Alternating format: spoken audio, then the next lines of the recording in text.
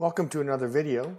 In this video we are going to look at IDA Pro. We're going to look at IDA Pro from the very beginning, sort of getting started.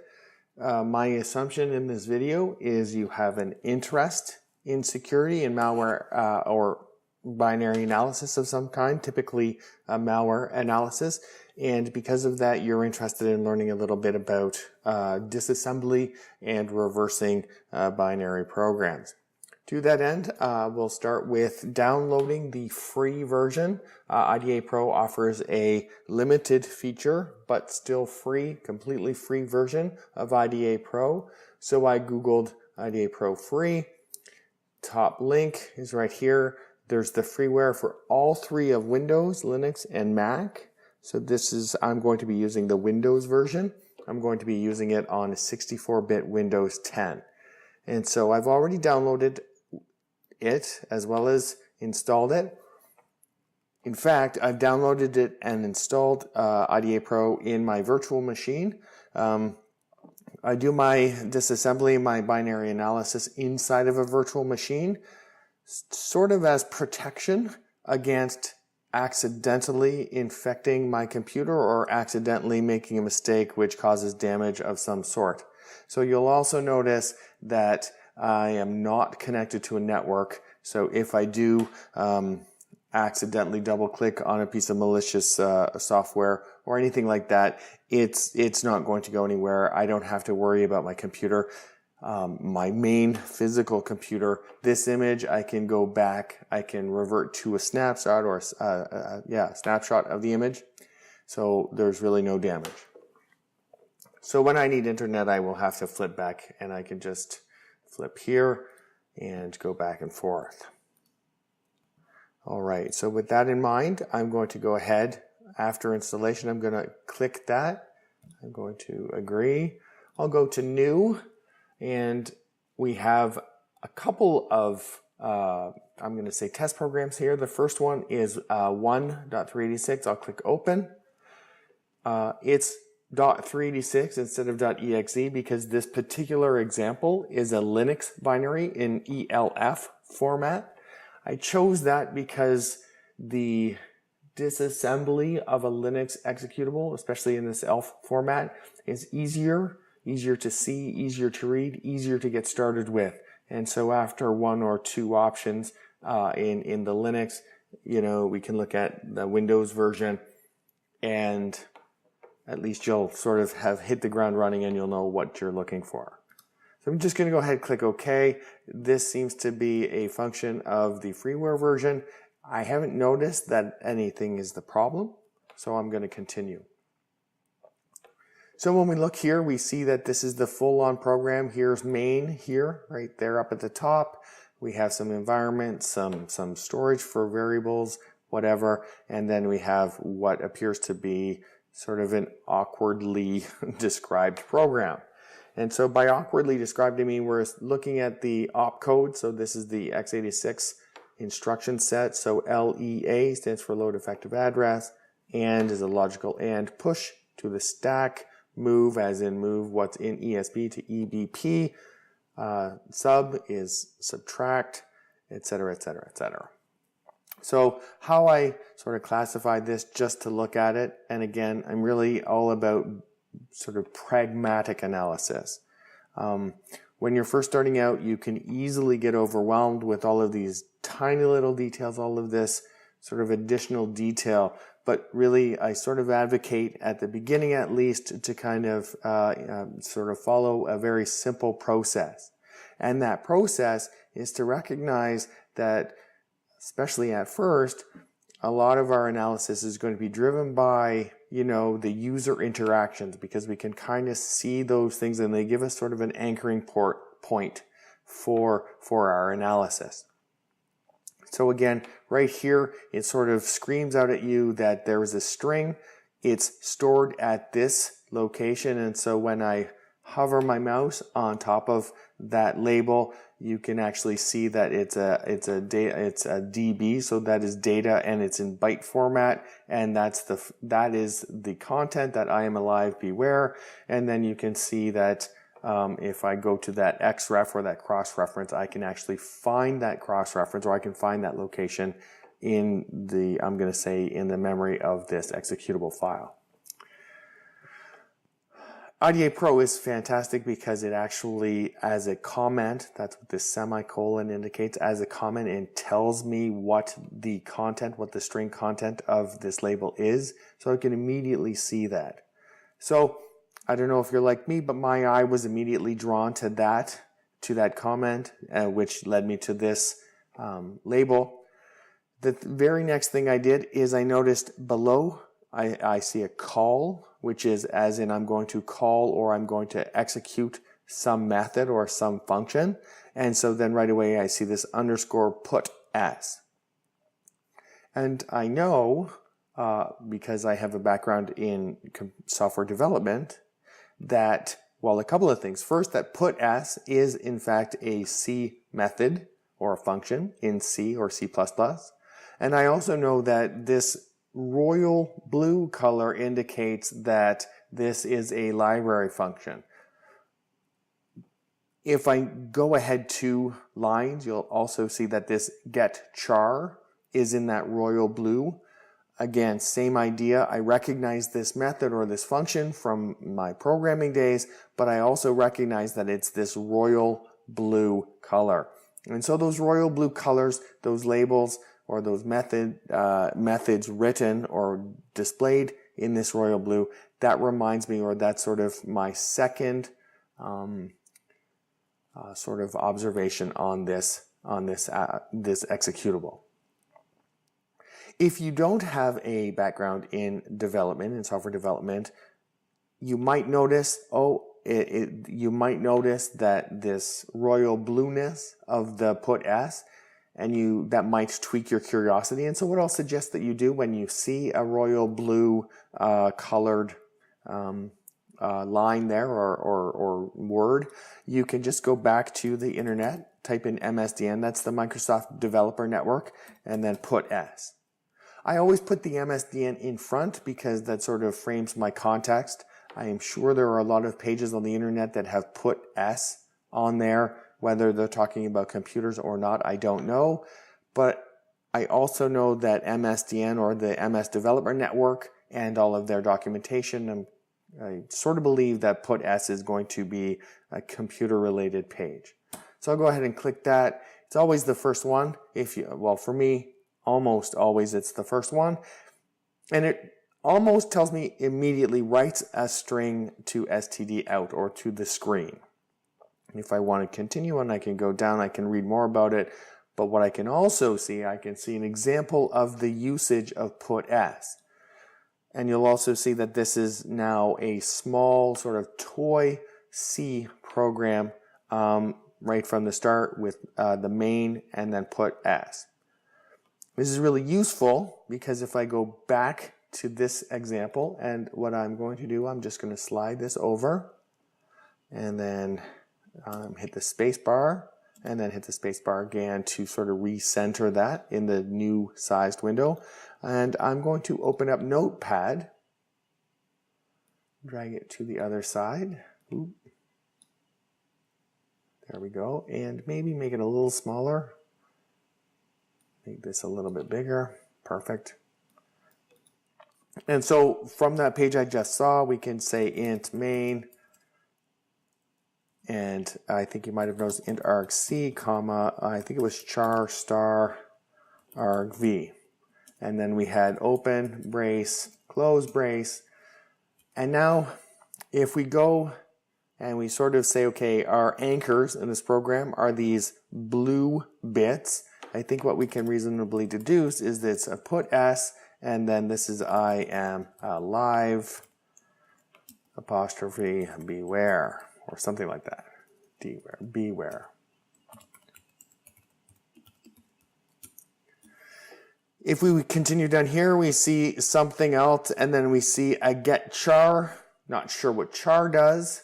Maybe we can go back and check it out. Back arrow, MSDN get char. Enter, search that. Reads a character from standard input. Perfect, that makes sense.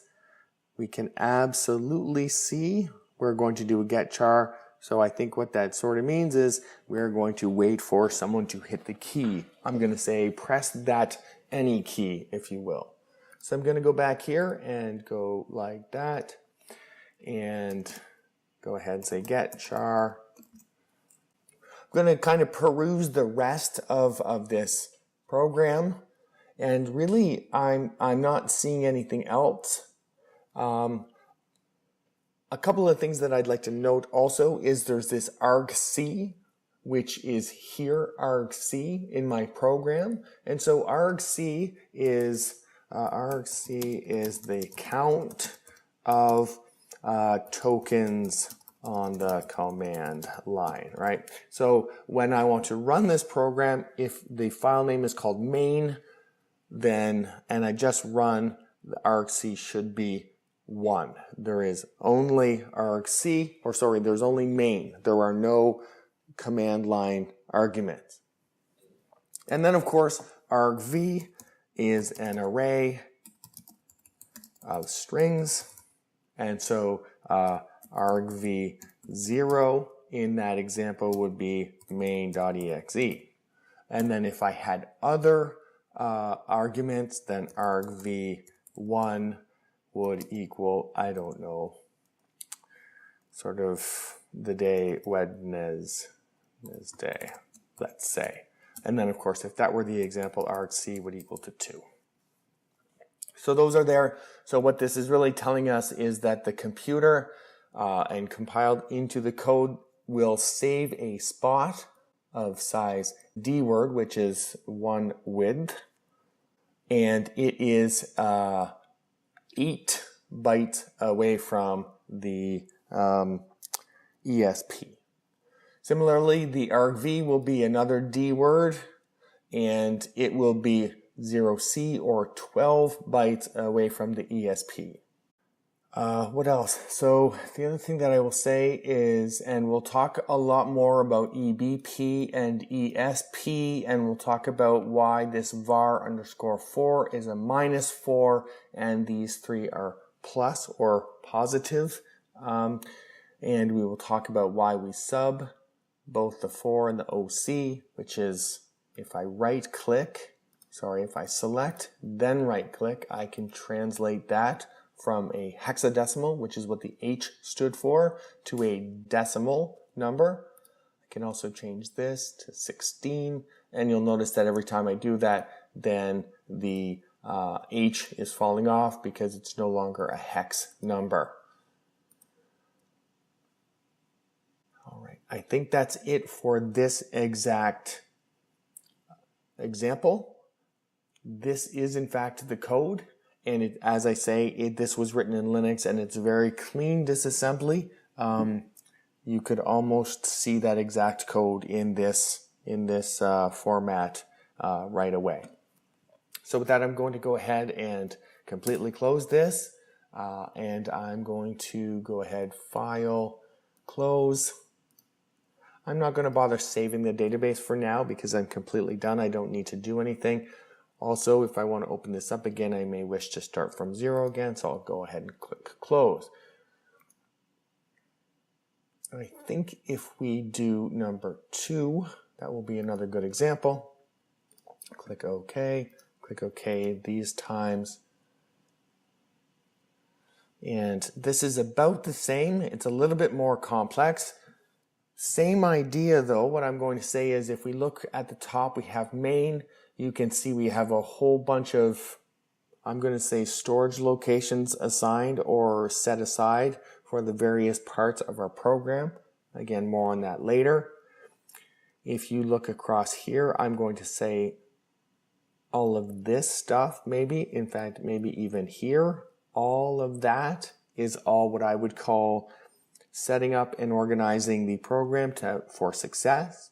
Again, at this moment, that's enough, I think. There's specific more to say later about it, but at this point, this is just setting up the environment. I immediately sort of see this, please enter a number. I see that it's being pushed to the stack, which is always important to me, and then a printf.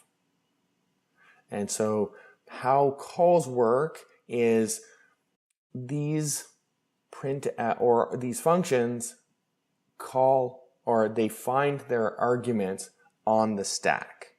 And that's sort of the rule. So I can already start laying this out. So if I do main, and this is int argc, comma, char star argv, open brace, close brace, and we can start with printf, and this is going to be please enter a number, like that. We can see that we're calling scanf, or you'll notice that after this printf, there's some more what I'm going to call ESP or stack maintenance. You'll also notice that this var is short form for variable. It's at location 10 or 10 in hex. And so it's being referenced from EBP. And so we're going to load that value into EAX and push that EAX value up to the stack. We're also going to push this %d format specifier up to the stack, and then we're going to go ahead and call scanf.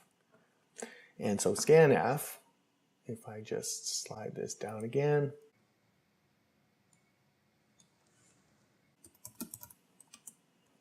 and we can go to that web page, and reads formatted data from the standard input screen, and then of course more secure versions are available. So we can read about it more, we can understand, but we can always go down to an example. And what we'll notice is, so we have this scanf, here's that %d that we just saw, and then we have an %i. And so that ampersand in C means the address of, or the location of, and so we're going to store whatever is in here, this %d, which is a number, and we're going to store it in the location that is pointed to by I. No, let me say this. It is the location of I, and we're using a indirection or a pointer here with the ampersand. So if we go back to our example, we can even change this. We can rename it. So I selected var_10, and then I went to rename, and I can call this I. Click OK. And now all of the occurrences of var_10 have been renamed to I. And so if I'm going to continue writing my code from this, I can do scanf, and then that's going to look like %d, which is that format specifier, comma, and then %i. And so whatever number I enter is going to be stored at location I. We can see here we're continuing, and now we're going to push what's on EAX. So we copied that value that is stored in EBP plus I, which is what I'm going to just call our I variable, or the variable named I. We're going to put that into the EAX register, and then we're going to push that value that's stored in EAX up to the stack.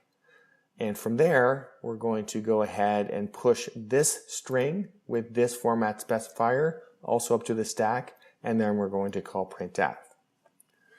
So what that will look like in code is something like printf you entered %d, and then I'm going to have I here. So when we were to run this program, we would say you entered and then the number that's stored in I.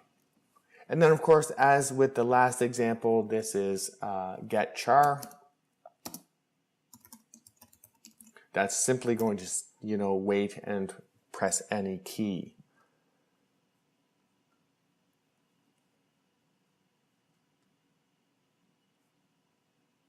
I think that's all we need to talk about with respect to this example. Again, as you can see, it's a Linux example and a very simple toy example at that. It's really the idea of this notion that we're going to have some number of pushes. The number of pushes represent the number of arguments, and then immediately following the pushes, then we have the call to the library function, in this case printf. or in this case, scanf. And we can see that we can have one push, as in the case of printf. We can have two, which is, and you'll notice that they're in reverse order. So the %d is the closer push to the call, and the EAX, which is the %i, is farther. It's the first one, so it's always, the stack is always filled up in reverse order. And scanf, that method, knows that they're in reverse order and does everything appropriately. And so that's it. So I think that I'm going to close this and then close this. Click Don't Save. No need to. And then what I'm going to show is a simple Windows executable. And so what you'll notice right away is a Windows executable is considerably more complex. I'll show you, or I'll point your attention down to this graph overview. And so this is what a simple Windows program can look like, or what this simple Windows program looks like. And what I can say is all of this additional detail, all of this additional, these subroutines, mostly they're all about making sure we're adding protections, making sure the computer is safe, making sure that everything is taken care of. And what I will say is, with every new version of Windows, with every additional version of Visual Studio, as we progress in this world with hackers and with anti-hacking techniques and stack protections and heap protections and all of that sort of stuff, these programs get more and more overhead. What you can probably see, it's very difficult to go ahead and find anything that you're looking for because it's sort of very verbose, it's very busy. So in this case, what I typically recommend is I go to my view, I open the sub-view of strings. Then I kind of walk through this list of strings, and you can see there's an awful lot of strings that to me seem very compiler-y. They're from the compiler, they're from some library or something, and I would never normally see them unless there's a big problem in the computer. Not even in my program, but in the computer. So I'll say I've learned to ignore most of this stuff. I kind of know what's what. All of this, again, still doesn't seem like something I would see in a program. Continuing. And generally I go all the way down to the bottom of the program, and now I see this. Please input two numbers to be multiplied and the product of your two numbers.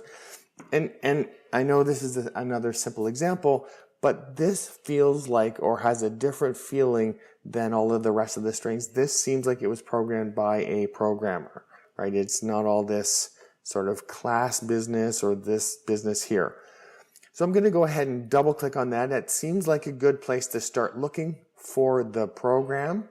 And so this view takes me to what I would call the text section.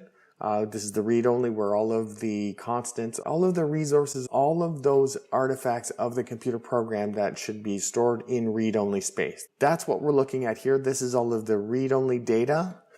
And you'll see here there's a string, please input two numbers. And then right below that, again, only because my screen isn't wide enough, there's an XREF or cross-reference that points up. So I'm going to double click on that. And what you'll notice right away, I've jumped up to a push and a call, just like we've seen before. And this push has this, I'm going to say this string offset, and then IDA Pro has given me this string already.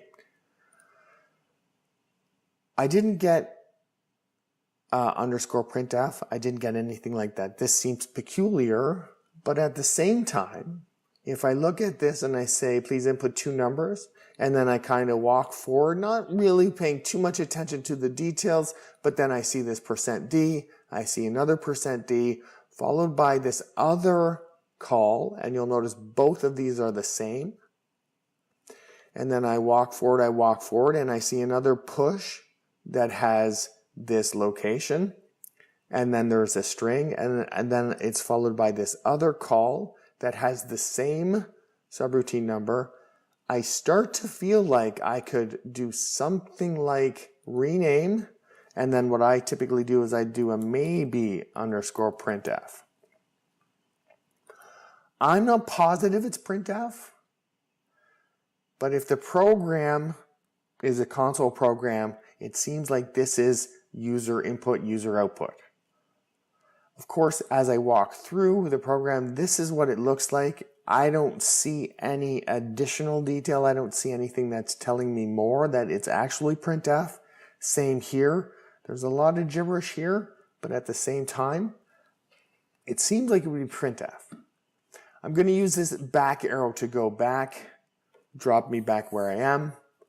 Similarly, I'm going to say that this seems like maybe underscore scanf, maybe. I'm going to go ahead and say that. I don't know this for sure, but I'm constantly, through the rest of my analysis, I'm going to be looking for either artifacts that support that conclusion, make me feel more confident in my characterization, or anything that makes me less confident. Right? And again, I haven't run this program yet, so I don't actually know where the output goes to, if the output even goes to the user. But at the same time, just based on what this program looks like, it seems like that's a decent conclusion, or it's a decent assumption to make. I think what's interesting is if we do agree that this is maybe scanf, or in fact that it is scanf, and we have this, again, what did it look like? We had something like scanf, and that was like a %d, comma, at I, right? Something like that in code. Then what that says is this is that %d, and then this var8, which is I'm going to say an offset from the base pointer, and this together says the value there, or this is the address. We're going to drop that into EAX, and we're going to push that to the stack, and then we're going to push this %d, and then we're going to do the call. So it seems like this bit we can rename var8 to be I.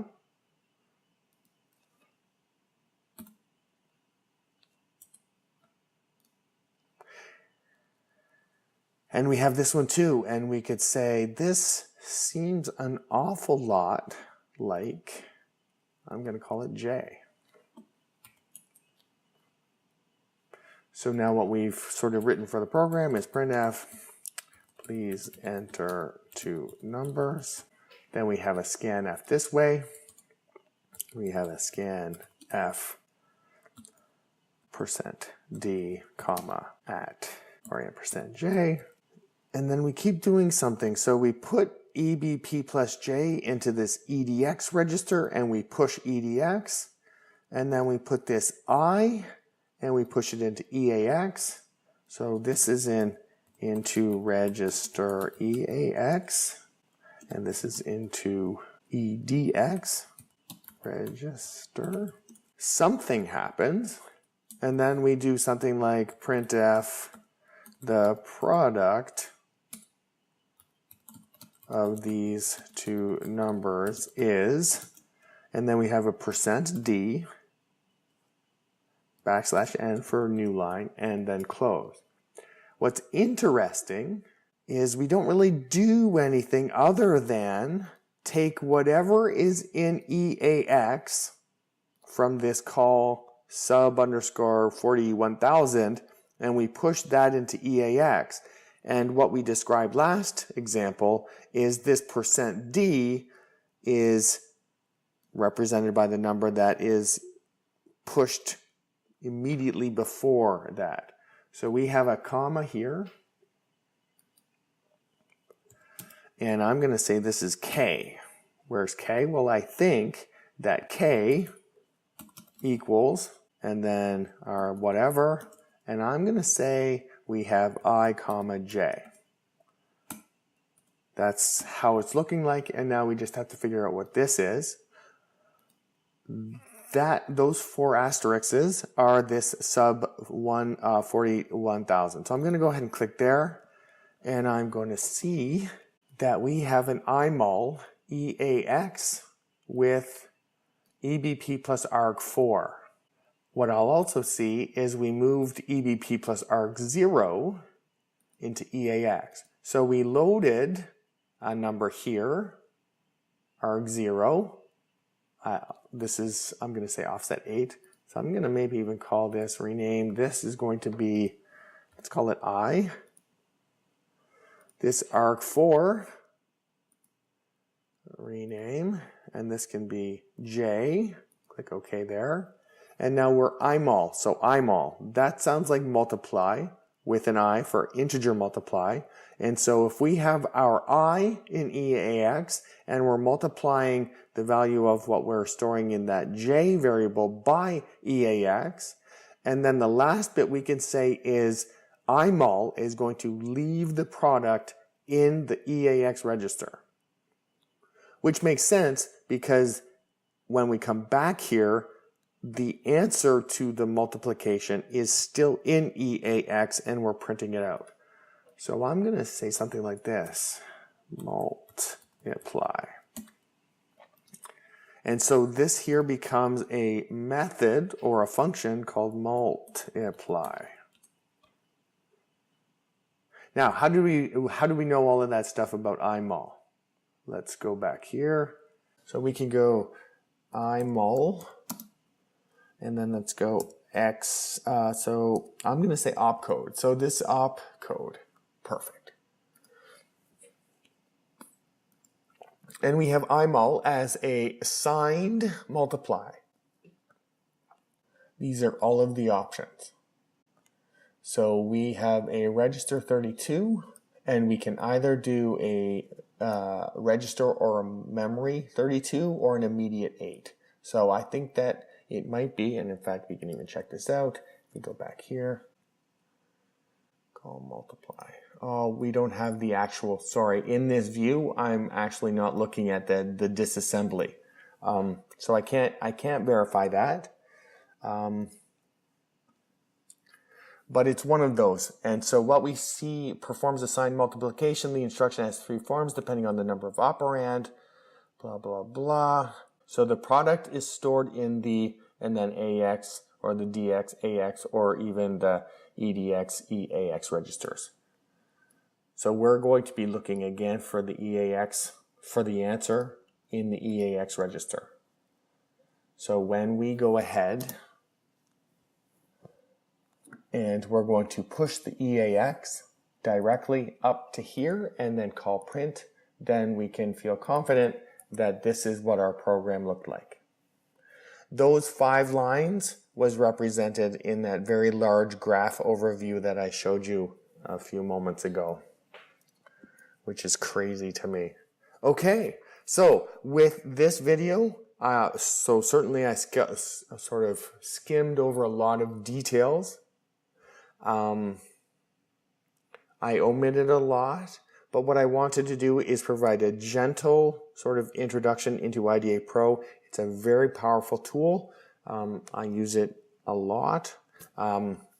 Actually, and the freeware version works just fine for me. I use other tools and I have Python scripts, etc., etc.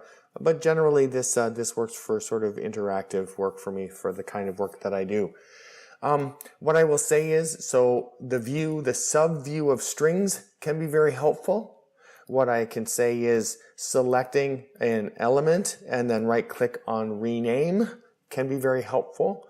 You can, another thing that I find useful, but I don't see any here in front of me, you can select on a number and you can do the conversion. Again, there's none here for that.